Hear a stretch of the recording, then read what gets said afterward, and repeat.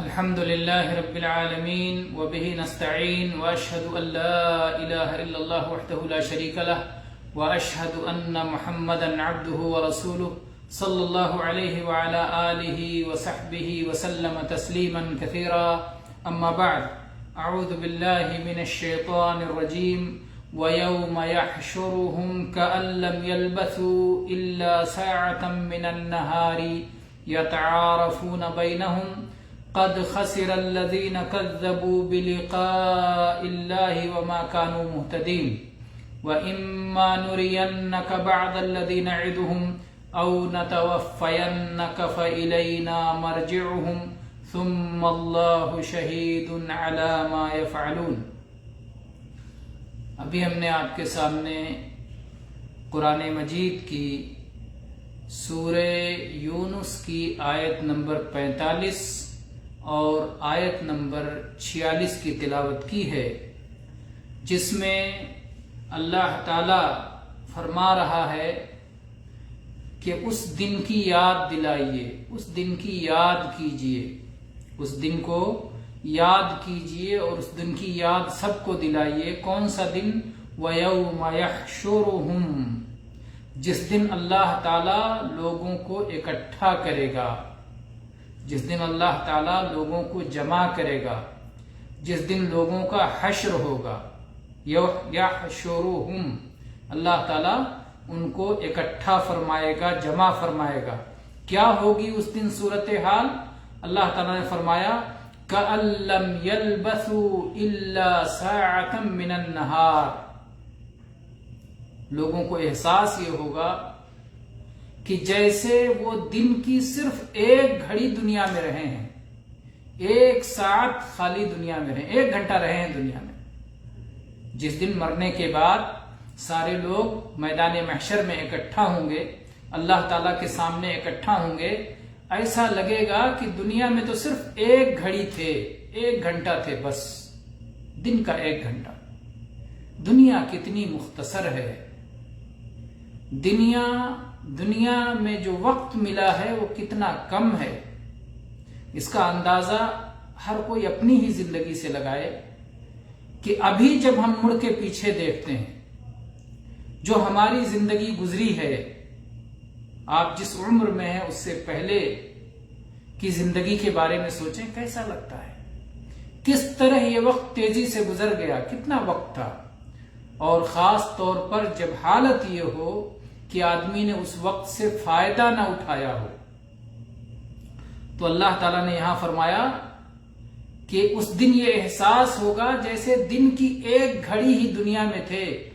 یتعارفون بینہم، اور دنیا میں ایک دوسرے کو پہچانتے ہی وقت گزر گیا، تعارف کراتے ہی گزر گیا.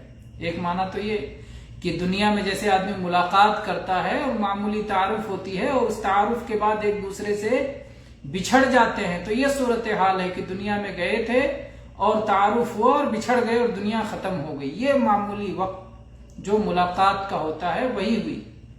اور دوسرا معنی اس کا یہ بنتا ہے یتعارفون بینہم، کہ سب ایک دوسرے کو پہچان رہے ہوں گے، ایک دوسرے کو میدان محشر میں پہچانیں گے. لیکن یہ پہچان اہل ایمان کے لیے تو خیر کا باعث ہوگا، لیکن اہل کفر کے لیے یہ رسوائی اور شر کا باعث ہوگا. اہل ایمان پہچانیں گے ایک دوسرے کو اور ان کی یہ دوستی سلامت رہے گی. الاخلاء بعضهم یومئذ عدو الا المتقین، الاخلاء بعضهم لبعض یومئذ عدو الا المتقین. قیامت کے دن سارے دوست ایک دوسرے کے دشمن ہو جائیں گے سوائے پرہیزگاروں کے، کیونکہ انہوں نے جو ایک دوسرے کے ساتھ خیر میں تعاون کیا، نیکی میں تعاون کیا، بھلائی میں تعاون کیا، برائی سے ایک دوسرے کو روکا اور ایک دوسرے کو اللہ کی اطاعت پر آمادہ کیا اور اللہ کی نافرمانی سے بچاتے رہے، یہ اس دن ان کے لیے خوشی اور مسرت کا سبب ہوگا. اس لیے ان کا جو آپس کا تعارف ہوگا وہ خیر کا تعارف ہوگا، بھلائی کا تعارف ہوگا اور خوشی کا تعارف ہوگا.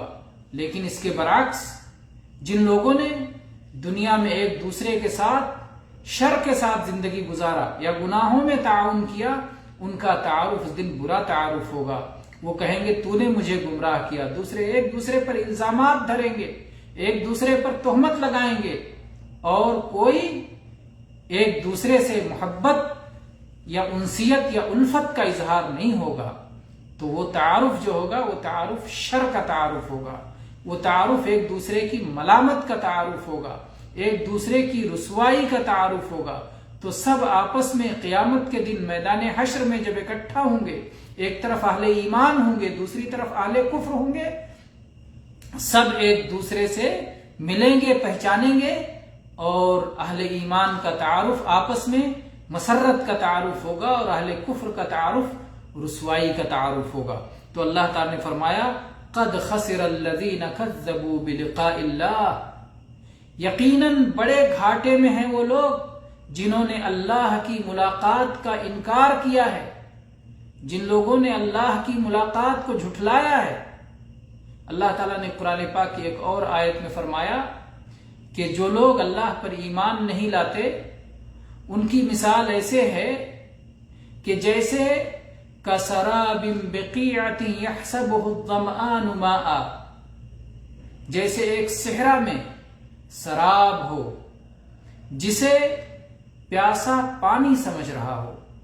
सेहरा का जो फरेब होता है, धोखा होता है कि आदमी दूर से देखता है कि शायद वहां पानी है, शायद वहां दरिया बह रहा है, और जब वहां जाता है तो वहां कुछ नहीं होता।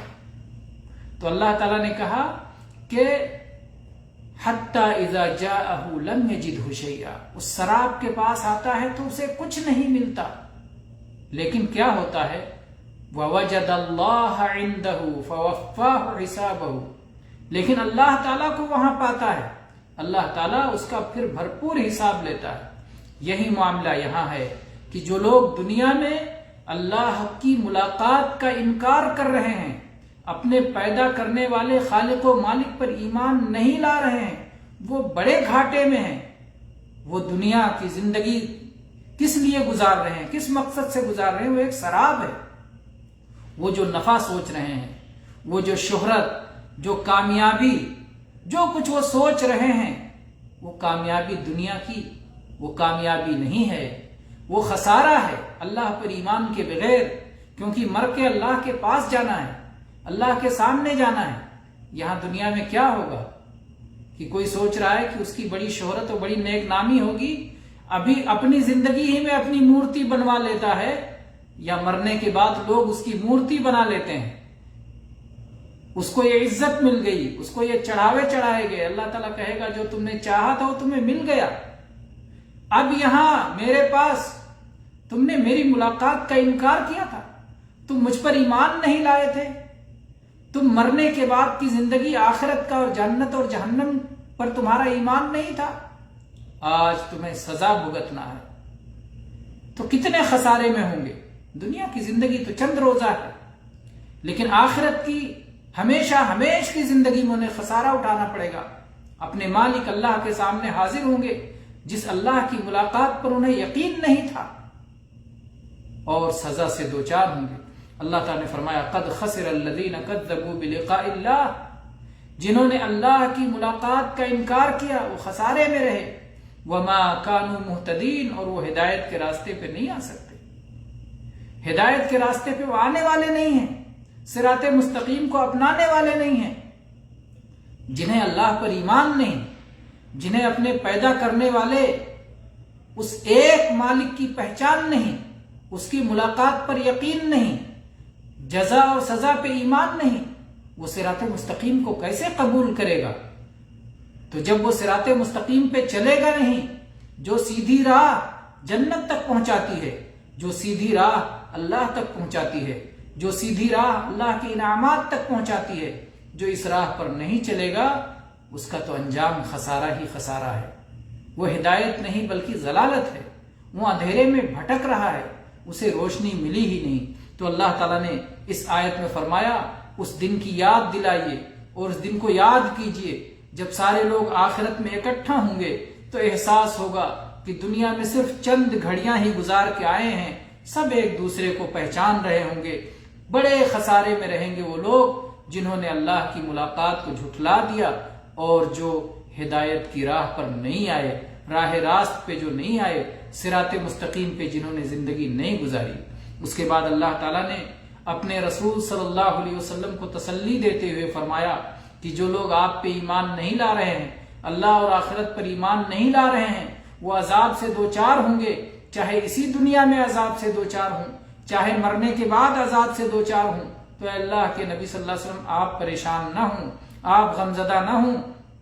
ہو سکتا ہے کہ ہم آپ کے سامنے اسی دنیا میں انہیں عذاب سے دوچار کر دیں، اور یہ ہو سکتا ہے کہ نہیں، آپ وفات پا کے ہمارے پاس آ جائیں اور پھر آخرت میں ان کی سزا دیکھیں۔ اللہ تعالیٰ نے فرمایا وَإِمَّا نُرِيَنَّكَ بَعْضَ الَّذِي نَعِدُهُمْ، یا تو ایسا ہوگا کہ بعض وہ چیزیں جن کا ہم ان سے وعدہ کر رہے ہیں ہم آپ کے سامنے ہی دکھا دیں گے۔ جو اللہ تعالیٰ نے ان کے عذاب کا اور ان کی رسوائی کا اور ان کی ذلت کا جو وعدہ کیا کہ اہل کفر ذلیل ہوں گے اور اہل ایمان غالب ہوں گے اور اہل ایمان کو اللہ عزت عطا فرمائے گا، تو اللہ تعالیٰ جو وعدہ کر رہا ہے، جو عذاب کا سزا کا وعدہ کر رہا ہے، یا تو ہم بعض چیزیں دکھا دیں گے او نتوفینک، یا دکھانے سے پہلے ہی اللہ کے نبی صلی اللہ علیہ وسلم ہم آپ کو وفات دے دیں گے، فَإِلَيْنَا مَرْجِعُهُمْ، پھر سب کو ہماری طرف لوٹ کے آنا ہے، آپ کو بھی اور ان کو بھی، مر کے سب کو اللہ کے پاس پہنچنا ہے، سب کا ٹھکانہ، سب کا انجام اللہ تعالیٰ کے پاس لوٹ کے جانا ہے، وہیں لوٹ کے جانا ہے۔ ثُمَّ اللَّهُ شَهِيدٌ عَلَى مَا يَفْعَلُونَ، پھر جو کچھ وہ کر رہے ہیں اس پر اللہ تعالیٰ گواہ ہے۔ اے اللہ کے نبی صلی اللہ علیہ وسلم، یہ آپ کا انکار کر رہے ہیں، ان کے جرائم کے لیے آپ کو کوئی اور گواہ لانے کی ضرورت نہیں ہے، ان کے ہر عمل پہ اللہ گواہ ہے۔ احصاہ اللہ ونسوہ، اللہ نے ایک ایک چیز شمار کر رکھا ہے، انہیں یاد ہو کہ انہیں یاد نہ ہو، وہ بھول گئے ہوں اپنے کرتوت، لیکن اللہ تعالیٰ کے یہاں ساری چیزوں کا ریکارڈ موجود ہے۔ اللہ کے سامنے جب یہ حاضر ہوں گے تو نبی صلی اللہ علیہ وسلم کو جھٹلانے کی سزا پائیں گے، اللہ کو جھٹلانے کی سزا پائیں گے، قرآن پاک کو جھٹلانے کی سزا پائیں گے۔ تو اللہ تعالیٰ نے نبی کریم صلی اللہ علیہ وسلم کے سامنے ہی آپ کے بعض دشمنوں کو اور آپ کی تکذیب کرنے والوں کو اور آپ کو جھٹلانے والوں کو اور اللہ تعالیٰ پر ایمان نہ لانے والوں کو، بعض کو اللہ تعالیٰ نے نبی صلی اللہ علیہ وسلم کے سامنے دنیا ہی میں ان کو سزا دے دی، بدر کے موقع پر ہو یا بدر کے بعد ہو، یا اسی طرح سے اسلام کو اللہ تعالیٰ نے غلبہ عطا فرمایا، کفار کو شکست فاش ہوئی، یہ سب اللہ تعالیٰ نے دنیا ہی میں بعض چیزیں دکھا دیا اور بعض چیزیں آخرت کے لیے باقی رکھا۔ تو اللہ تعالیٰ نے کہا کہ اللہ کے نبی صلی اللہ علیہ وسلم، آپ کو جھٹلانے والوں کو سزا ملنی ہی ملنی ہے، یا اسی دنیا میں یا مرنے کے بعد، آپ کی نظروں کے سامنے اسی دنیا میں یا آپ کی وفات کے بعد آخرت میں، تو سب کو سزا ملنی ہی ملنی ہے۔